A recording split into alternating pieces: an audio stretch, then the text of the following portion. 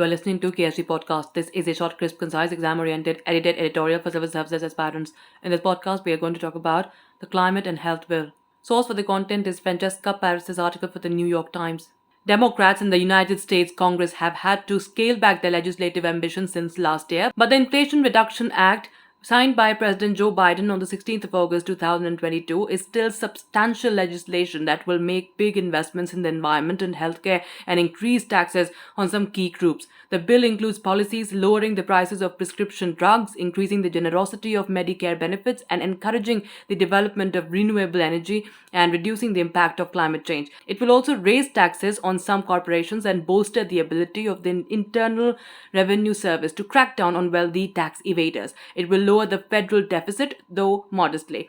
The bill includes last-minute changes requested by Senator Kirsten Sinema, Democrat from Arizona, the final holdout among her party's 50 senators. Democratic leaders agreed to remove a tax on some wealthy hedge fund managers and private equity executives and to include $4 billion in drought funding for her state. If the current bill includes a lot in spending, new taxes, and policies, it also omits a lot of the Democrats' original ambitions. Missing is an entire set of the family policies that were in a bill passed by the House last year, such as a generous child tax credit and paid family leave.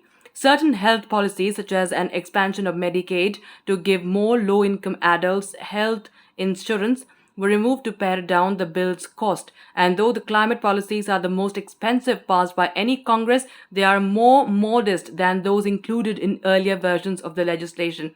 The current bill includes clean electricity incentives that are comparable in size to those in a version passed by the House last year, but it scales back spending in almost every other category, from transportation to climate resilience. Some proposed investments from earlier versions, like those for lead remediation, workforce development such as a civilian climate corps, and electric bicycle tax credits, did not make it into the new text. The one major exception is manufacturing. Compared with previous versions of the bill, this legislation marks a significant increase in grants, loans, and tax credits to manufacture clean energy technology domestically.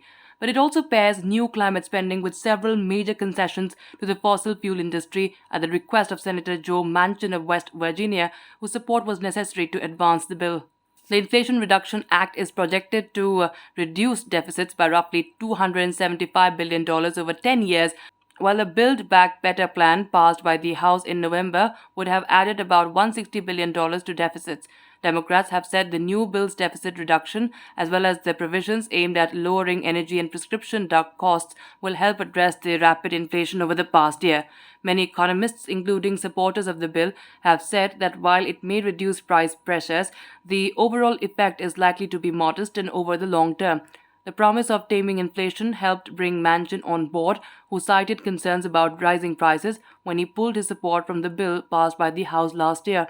In a statement last month, after an agreement on a new bill had been made with Democratic leadership, Manchin announced Build Back Better is dead, and instead we have the opportunity to make our country stronger by bringing Americans together.